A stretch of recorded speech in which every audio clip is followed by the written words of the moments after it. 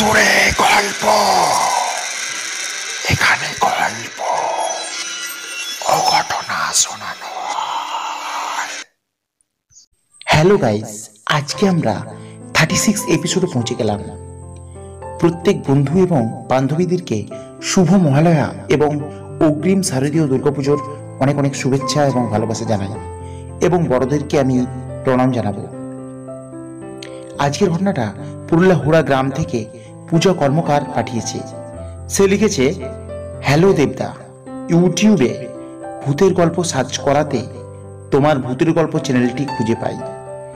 সেখান থেকে গল্প শুনে বর্তমানে তোমার চ্যানেলের গল্পের আমি নিয়মিত একজন শ্রোতা। আমার জীবনে ঘটে যাওয়া একটি ঘটনা মেসেঞ্জারে লিখে পাঠালাম। আশা করি তোমার কোনো না কোনো এপিসোডে অবশ্যই শোনাবে। আমি পূজার উদ্দেশ্যে একটা কথা বলবো। পূজা, আমি 36 এপিসোডে তোমার গল্পটা আমি শোনাচ্ছি। খুব ভালো লেগেছে আমার গল্পটা। আর তোমার জীবনে যদি আরও বা তোমার আত্মীয় স্বজনের জীবনে, কারোর জীবনে যদি ঘটে যাওয়া কোনো ঘটনা থাকে তো অবশ্যই আবারও পাঠিও। আমি কোনো না কোনো এপিসোডে অবশ্যই শোনাবো, এবং সেগুলো যেন অবশ্যই ইউনিক ঘটনা হয়, ঠিক আছে? মানে খুব ভালো একটা জমজমাটি ভূতের গল্প হয়, সেই রকম গল্প পাঠাও। আপনাদের উদ্দেশ্যে আমি একটা কথা বলবো, আজকের ঘটনাটা খুব ভয়ঙ্কর হতে চলেছে। আপনারা শুনতে থাকুন আজকের ঘটনাটা। প্রতি রবিবার এবং বুধবারে রাত মানে ভুতুড়ে গল্প। পূজা যেভাবে ঘটনাটা লিখেছে সেটা আমি গুছিয়ে সাজিয়ে আপনাদেরকে পাঠ করে শোনাচ্ছি। আমি পূজা কর্মকার। আমার বাড়ি পুরুলিয়া জেলার হুড়া গ্রাম। যদিও হুড়া গ্রাম পুরোপুরিভাবে বলা যাবে না, কারণ হুড়া গ্রাম থেকে প্রায় 6 কিলোমিটার আরও যেতে হবে। হুড়া হচ্ছে আমাদের একটা থানা, এবং হুড়াটা খুব জনপ্রিয় একটা জায়গা, এই জন্য হুড়াটা আমি এখানে মেনশন করলাম। আমি একজন বর্তমানে দ্বাদশ শ্রেণীর ছাত্রী। আমি যখন ক্লাস 10ম শ্রেণীতে পড়তাম তখনই এই ঘটনাটা ঘটেছিল। আমার পরিবারের পরিচয়টা আপনাদের একটু জানানো দরকার। আমার পরিবারে আছেন মা, বাবা ও আমার একটি ছোট্ট ভাই। আমার ভাই বর্তমানে ক্লাস 3তে পড়ে। এবারে আবারও মূল ঘটনায় ফিরে যাব। সেই সময় আমি মাধ্যমিক পরীক্ষার জন্য ভীষণ জোরালোভাবে পড়াশোনা করছিলাম। আমার পাড়ায় আমার একটি বান্ধবী রয়েছে যার নাম সোমা। আমার সবচেয়ে ও কাছের বান্ধবী। ওর সাথে আমি স্কুল, টিউশন সব যেতাম। মানে যেখানেই যাই না কেন ও আমার সাথী ছিল। আমরা স্কুল থেকে 4টার সময় বাড়ি ফিরতাম। তারপর পাশের গ্রামে 5 কিলোমিটার সাইকেলে করে গিয়ে টিউশন পড়তে যেতাম। এইভাবেই আমাদের চলতে থাকে দিনলিপি। হঠাৎ একদিন ঘটে যায় এক ভয়ঙ্কর ঘটনা।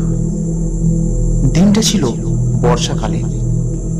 স্কুল থেকে 4টার সময় বাড়ি ফিরে আমি আর আমার বান্ধবী সোমা টিউশনের উদ্দেশ্যে যাই। সেখানে টিউশন শেষ করি, কিন্তু হঠাৎ বৃষ্টি শুরু হয়ে যায়। বৃষ্টি ছাড়াতে ছাড়াতে সন্ধে 7টা বেজে যায়।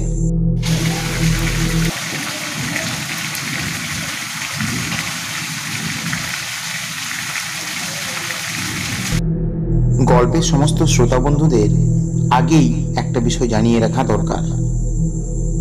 টিউশন থেকে বাড়ি ফিরতে হলে কি কি সমস্যার সম্মুখীন হতে হবে। টিউশন থেকে বাড়ি ফিরতে হলে প্রথমে একটা ছোট্ট জঙ্গল পেরোতে হবে, তারপর একটা শ্মশান, সেখানে আমাদের গ্রামের মানুষকে দাহ করা হয়। তারপর বাঁশবাগান পেরিয়ে আমাদের গ্রাম। এই ছিল আমাদের টিউশন থেকে বাড়ি ফেরার রাস্তার বর্ণনা। এদিকে বৃষ্টির কারণে সন্ধে হওয়াতে আমাদের টিউশনের স্যার আমাদের বাড়ি যেতে বারণ করেন, কিন্তু আমরা বাড়িতে বকাবকি করবে এই বাহানায় স্যারের কথা উপেক্ষা করে আমরা বাড়ির উদ্দেশ্যে রওনা দিলাম। দুজনে মিলে সাইকেলে করে আসছিলাম। চারিদিকটা অন্ধকারাচ্ছন্ন, ভয় ভয় একটা পরিবেশ।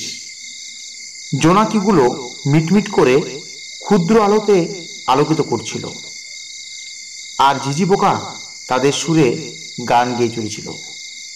এইভাবে হাঁটতে হাঁটতে জঙ্গল পেরিয়ে শ্মশানের রাস্তা দিয়ে যখন হাঁটছিলাম, হঠাৎ যেন মনে হলো একটি ছায়ামূর্তি রাস্তার এই পার থেকে শ্মশানের দিকে হামাগুড়ি দিয়ে জোরে চলে গেল। আমিও সোমা সেই ঘটনার প্রত্যক্ষদর্শী হয়ে আমরা ভীষণভাবে ভয় পেয়ে গেলাম। আমরা সাইকেল আরো জোরে চালাতে লাগলাম, কিন্তু আশ্চর্যের বিষয় হলো যতই জোরে চালানোর চেষ্টা করছি সাইকেল যেন চলতেই চাইছে না। তারপর যখন বাঁশ বাগানের কাছে পৌঁছালাম, আবারও দেখলাম বাঁশ গাছের উপরে সেই ছায়া মূর্তিটি বসে রয়েছে এবং বলছে, তোরা পালিয়ে যাবি কোথায়? তোদের আজ নিস্তার নেই। এই ঘটনা দেখে আমি আর সোমা ঠিক থাকতে পারলাম না। ভীষণভাবে আমাদের বাঁচাও বলে চিৎকার করতে করতে অজ্ঞান হয়ে যায়। তারপর চিৎকার শুনে আমাদের গ্রাম থেকে লোকজন এসে আমাদের উদ্ধার করে নিয়ে যায়। কিন্তু সোমা তারপর থেকে ভুলভাল বকতে শুরু করে এবং ভীষণভাবে অসুস্থ হয়ে পড়ে।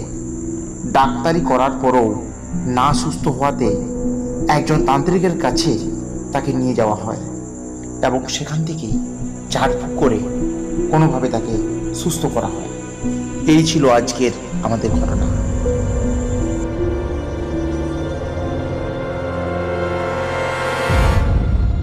হ্যালো বন্ধুরা, আজকের ঘটনাটা কেমন লাগলো সেটা কমেন্ট করে কমেন্ট সেকশনে লিখে জানান। এইরকম গ্রাম বাংলার ভৌতিক ঘটনা শুনতে বা অতি ভয়ঙ্কর ঘটনা শুনতে আপনারা এই চ্যানেলটিকে সাবস্ক্রাইব করুন এবং পাশে থাকা বেল বাটনটি প্রেস করতেও ভুলবেন না। আর আপনাদের জীবনেও যদি ঘটে যাওয়া ঘটনা থাকে তো আপনারা ঘটনা পাঠাতে পারেন। ঘটনা পাঠাতে হলে আমাদের ডেসক্রিপশন বক্সের ফেসবুকের লিঙ্ক দেওয়া আছে, সেই লিঙ্কে ক্লিক করে আপনারা ঘটনাটা পাঠাতে পারেন, অথবা জিমেল দ্বারাও আপনারা ঘটনা পাঠাতে পারেন। তো আর কথা বাড়িয়ে ভিডিওকে বড় করব না, এখানেই শেষ করছি। আপনারা প্রত্যেকে ভালো থাকবেন। ধন্যবাদ।